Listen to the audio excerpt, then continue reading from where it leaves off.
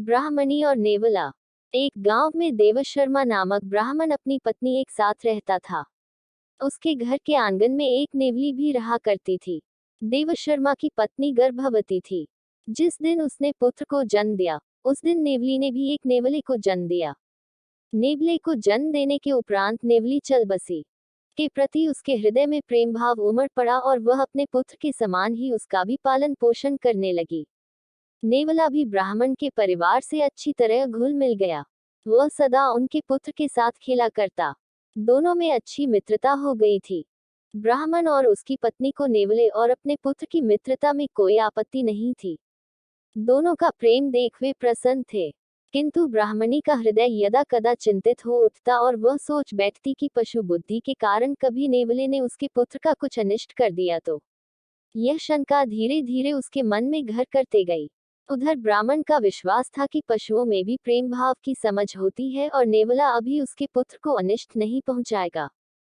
एक दिन ब्राह्मणी अपने पुत्र को एक वृक्ष की छांव में सुलाकर नदी में पानी भरने चली गई। उस समय नेवला भी वहां खेल रहा था। जाने के पूर्व वह ब्राह्मण से पुत्र का ध्यान रखने को कह गई। उसे भय था कि कहीं नेवला उसे काट न ले। ब्राह्मणी के जाने के बाद ब्राह्मण ने सोचा कि नेवला और उसके पुत्र में गहरी मित्रता है, वह उसे क्यों कटेगा, और वह भिक्षाटन करने गांव प्रस्थान कर गया। ब्राह्मण वहां से गया ही था कि वृक्ष के नीचे बने बिल से एक काला नाग निकल आया और ब्राह्मण के पुत्र की ओर बढ़ने लगे।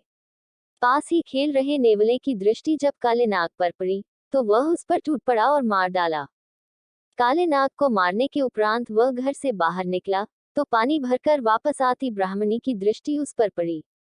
नेवले के मुंह में खून लगा हुआ था, जिसे देख ब्राह्मणी घबरा गई। उसने सोचा कि नेवला उसके पुत्र का वध करके आ रहा है। क्रोधवश अपने सिर पर उठाए घड़े को उसने नेवले पर पटक दिया और नेवले के प्राण पखेरु उड़ गए। भागती हुई ब्राह्मणी जब अपने पुत्र के पास पहुंची, तो उसे वृक्ष की छांव में शांति से सोते हुए पाया। पास ही काले नाग का क्षत विक्षत शरीर पड़ा हुआ था।